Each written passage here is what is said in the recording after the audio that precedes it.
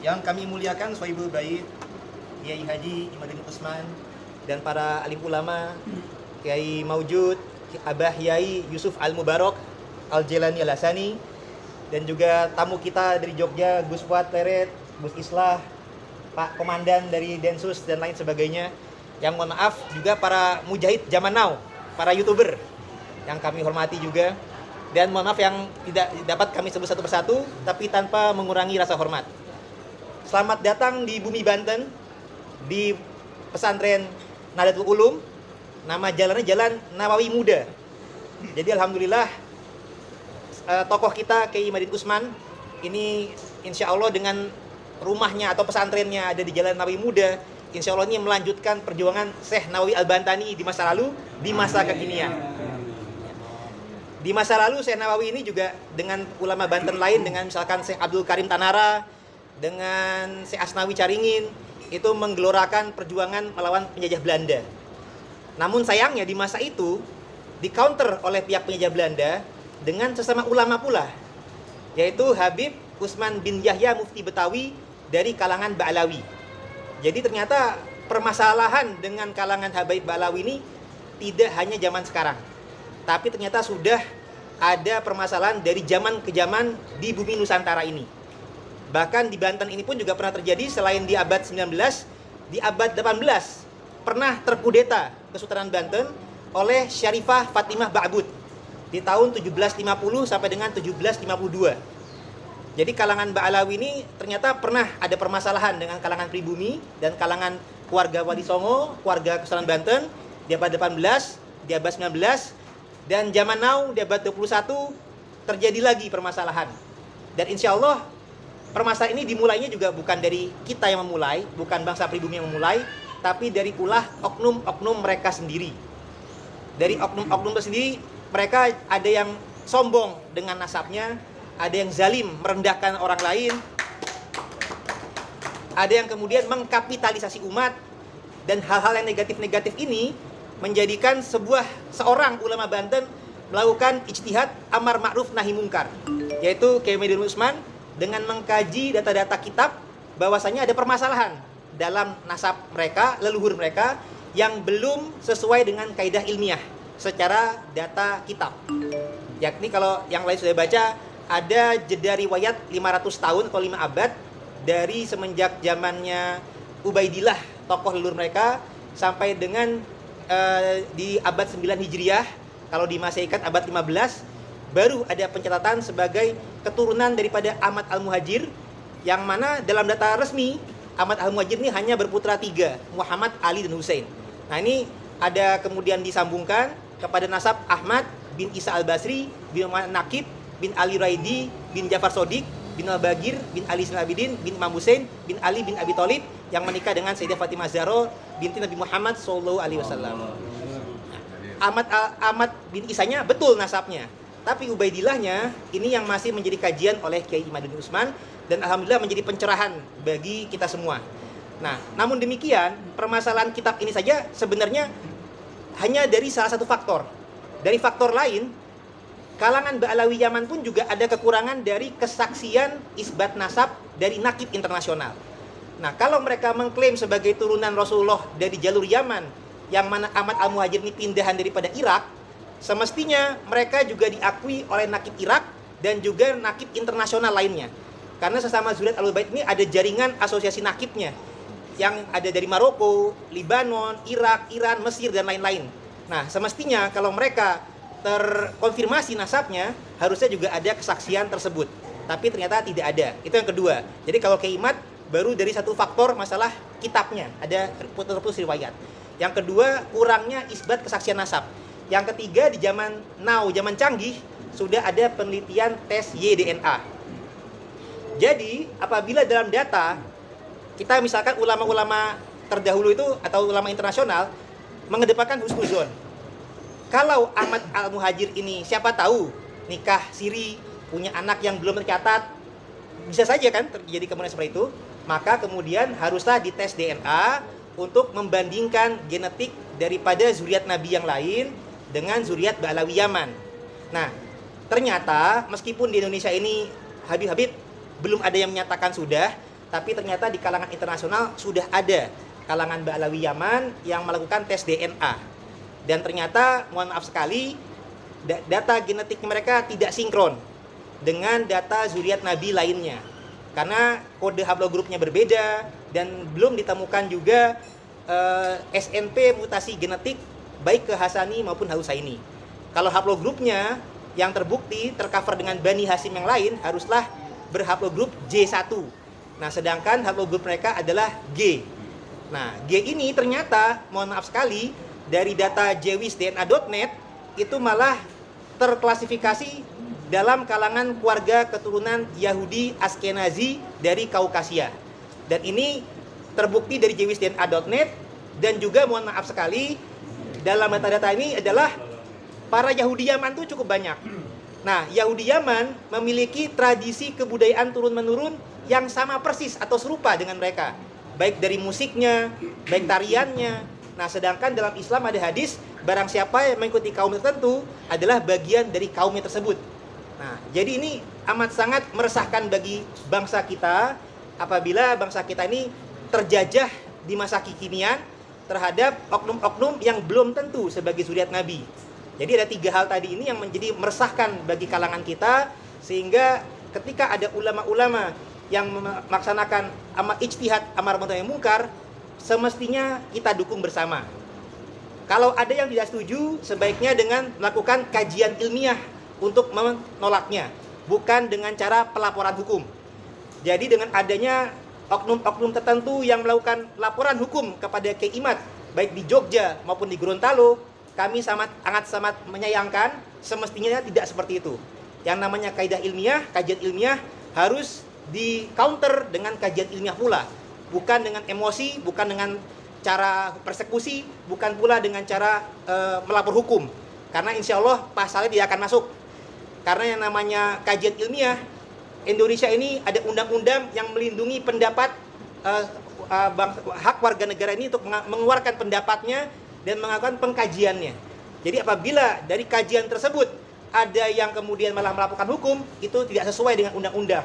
Jadi kami juga menghimbau Bapak Polisi dan penegak hukum lainnya supaya laporan hukum tersebut jangan sampai malah menjadikan negara kita atau aparat hukum apabila menerima pendapat mereka malah inkonstitusional, karena tidak sesuai dengan undang-undang untuk yang melindungi hak warga negara untuk mengeluarkan pernyataan pendapat dan pemikirannya.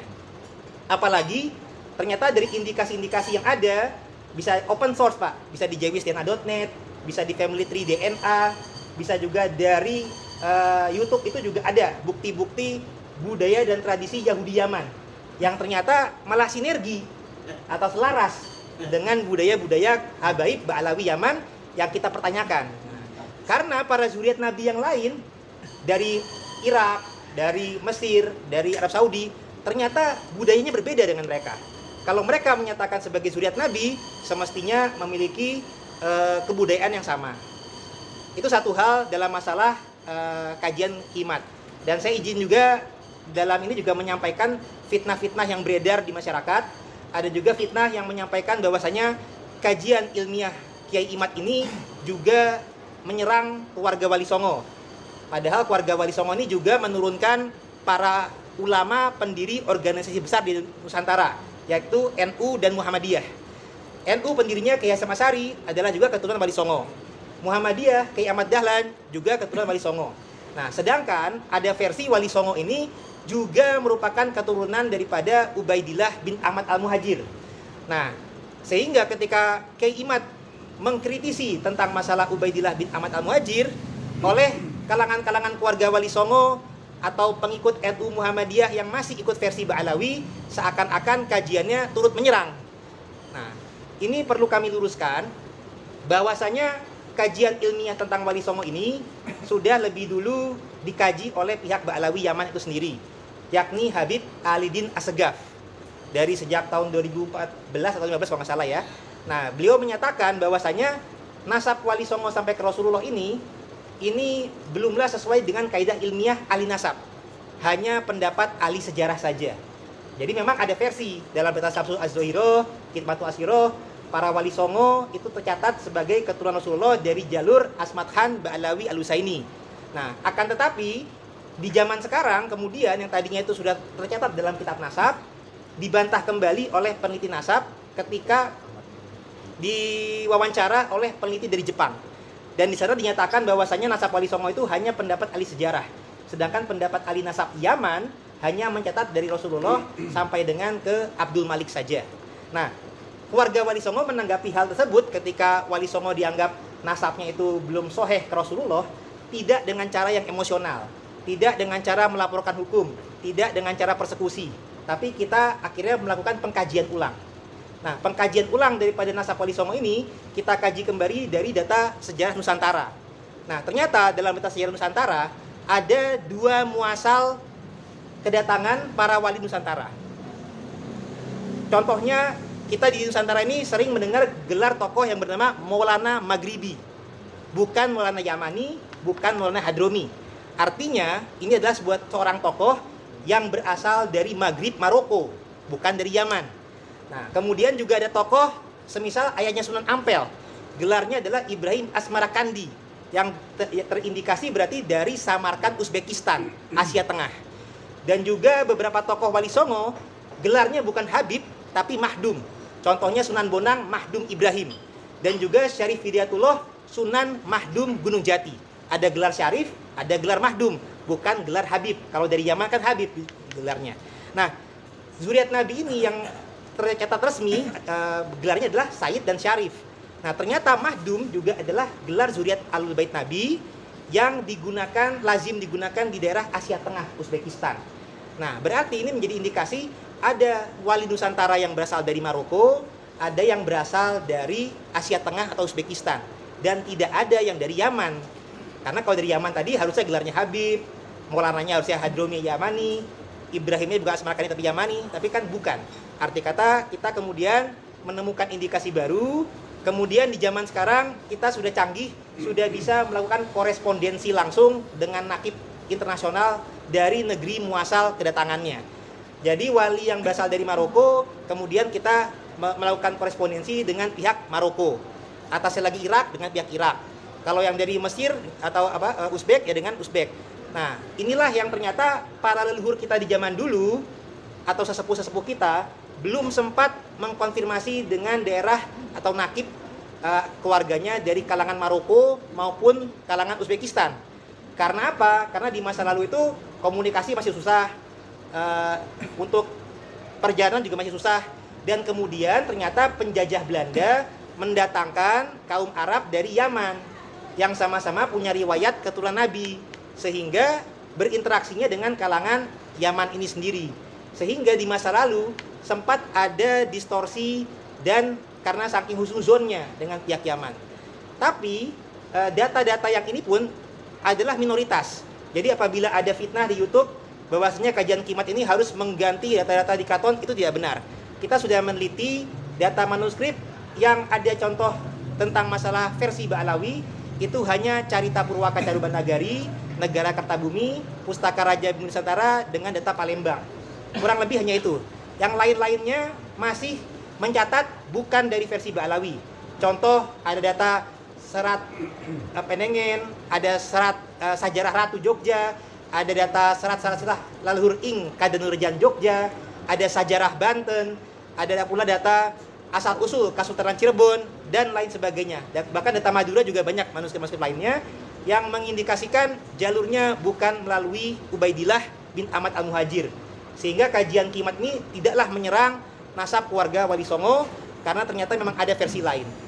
Dan alhamdulillah, kemudian keluarga Wali Songo ini sudah melakukan 2 hal yang penting, yakni adalah mendapatkan sanad, memperkuat sanad kesaksiannya dari isbat nakib internasional. Yang kedua juga berani melakukan tes YDNA.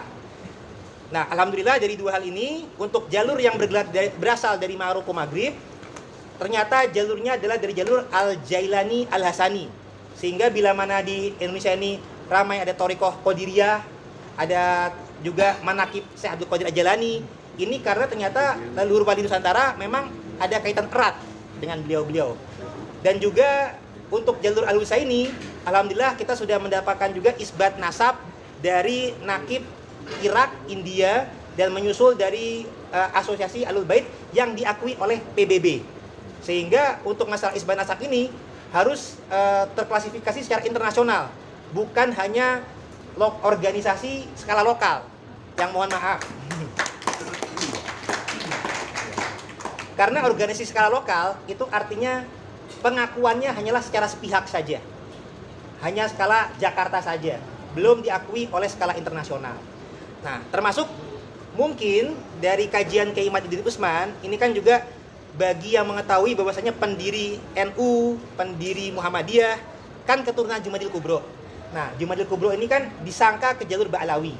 Maka dengan ini saya juga akan menginformasikan bahwasanya dari nakib internasional, yakni dari nakib Irak dan India, ini alhamdulillah sudah memberikan data yang dikomparasi dan dikolaborasi antara data Nusantara dengan data isbat nakib luar, sehingga per hari ini akan coba saya sampaikan nasab Jumadil Kubro yang sebenarnya, yang lebih mendekati kebenaran. Jadi bahwasanya sehingga dengan ini ke depannya perlu diketahui Kiai Hasyim Asy'ari, pendiri NU, Kiai Ahmad Dahlan, ini bukanlah keturunan Ba'alawi, tapi jalurnya adalah sebagaimana yang saya sebut dengan berikut ini. Jadi yang paling utama adalah gelar mahdum. Ini adalah indikasi bahwasanya memang sinkron asal muasal kedatangannya. Jadi ternyata mahdum Jamuddin Akbar atau Syekh Jumadil Kubro ini adalah bin Mahmud Nasruddin atau bin Mahdum Mahmud Nasruddin bin Jalaluddin bin Ahmad Kabir bin Jalaluddin Mahdumul Azamat Khan bin Mahdum Ali bin Ja'far bin Muhammad bin Mahmud bin Ahmad bin Abdullah bin Ali Askori bin Ja'far Zaki bin Ali An-Naki bin Muhammad At-Taki bin Ali Ar-Ridho bin Musa Al-Kazim bin Ja'far Sodik bin Muhammad Al-Bagir bin Ali Zainal Abidin bin Imam Hussein bin Ali bin Abi Thalib yang menikah dengan Sayyidah Fatimah Zahra binti Nabi Muhammad sallallahu alaihi wasallam. Jadi dengan ini insya Allah kedepannya bahwasanya jangan lagi menganggap kajian Kimat ini menyerang juga pendiri NU, Muhammadiyah dan keluarga Wali Songo lainnya, karena jalurnya berbeda. Dan ini juga selain dengan data dari nakib, kita juga menyesuaikan dengan kajian tes YDNA. Nah, tes YDNA ini yang dari Maroko tadi terbukti mengandung kode mutasi genetik jalur Hasani. Kalau yang dari Uzbek, jalur Husaini. Dan juga alhamdulillah ada sinkron dengan peta migrasi leluhur. Jadi dari tes YDNA itu ketahuan leluhur kita ini muasalnya dari mana. Nah, jadi bahwasanya Wali Songo itu leluhurnya itu berasal dari Hijaz Arab Saudi, pindah ke Irak Iran, pindah ke Asia Tengah Uzbekistan, pindah ke India Pakistan, baru ke Nusantara. Andai kata versi Asmatkan Ba'alawi itu betul, semestinya dari Irak tadi pindah dulu ke Yaman di arah barat dayanya. Karena dalam riwayat versi tersebut 9 generasi ada di Yaman. Versinya kan Ahmad Al-Muhajir dari Irak pindah ke Yaman, Ahmad Al-Muhajir, udah gitu Ubaidillah, Alwi, Muhammad, Alwi, Ali Qoli Qasam, Muhammad Sohaib Mirbat, Alwi Faqih, Abdul Malik, ada 9 generasi. Andai kata ini betul, semestinya dalam peta migrasi DNA tercatat pindah ke Yaman. Ternyata tidak. Sehingga ini menandakan dari hasil penelitian tes DNA tidak terkonfirmasi dan tidak ilmiah versi bahwasanya Wali Songo keturunan dari Ba'alawi. Nah, dengan demikian kita sudah merevisi dan sudah kita sampaikan kepada Kiai Wapres Maruf Amin juga. Alhamdulillah tanggapan beliau juga positif bahwasanya memang sejarah dan silsilah keluarga besar Wali Songo perlu diluruskan. Tetapi insya Allah keluarga Wali Songo ini berbeda kebiasaannya dengan kalangan habaib. Insya Allah keluarga Wali Songo ini meneliti silsilah untuk sekedar menyambung silaturahim. Jadi bukan untuk merasa sombong, merendahkan yang lain, bukan untuk mengkapitalisasi umat, menzalimi, tidak. Karena kita sudah sebagai bagian daripada bangsa Indonesia. Nasab kita ini semuanya juga sama-sama saudara, sesama turunan Nabi Adam alaihissalam. Dan semuanya kita sama-sama mulia, tapi yang paling utama kemuliaan bukan dari nasab, tapi dari iman kita, ilmu kita. Karena Allah akan mengangkat derajat orang yang berilmu dan beriman. Dan juga yang paling mulia di sisi Allah adalah yang paling bertakwa. Jadi bukan masalah nasab. Sehingga dengan ini kami juga tidak setuju dengan pendapat yang menyatakan bahwasanya Habib belajar kepada Habib yang bodoh lebih utama kepada 70 kiai. Nah, jadi dengan klarifikasi yang ketiga adalah kami sangat menyayangkan bila mana kajian ilmiah oleh Kiai Imad ini malah di counter dengan laporan hukum, cacian, caci maki, mengumpulkan umat untuk tidak menyukai beliau. Ini harus sangat dihentikan. Dan kami juga dari keluarga Wali Songo juga ada Garda Wali Songo, di mana di sini juga hadir penasihat kami, Abah Kiai Yusuf Mubarok, yang juga seorang pendiri juga, dan saya juga selain ketua Robitoh Sunan Banten juga dipilih untuk menjadi ketua Garda Wali Songo.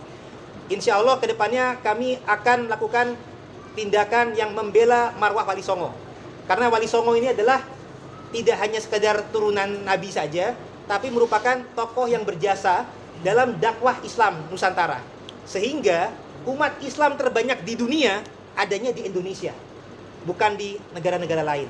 Ini merupakan jasa dakwah para Wali Songo.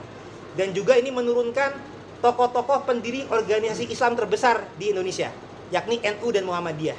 Dan juga menurunkan para pahlawan nasional. Contohnya Sultan Ageng Tirtayasa, Pangeran Diponegoro, Sultan Mahmud Badrin II, Sultan Agung Mataram, Nyai Ageng Serang, dan lain-lain.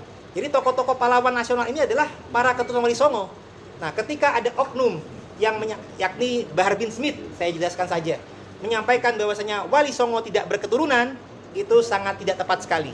Itu sangat tidak sesuai dengan etika bangsa kita, tidak sesuai dengan kajian ilmiah, dan juga apabila dia menyampaikan turunan Wali Songo itu terputus dari garis perempuan, maka para habaib juga terputus sebagai pribumi dari garis perempuan.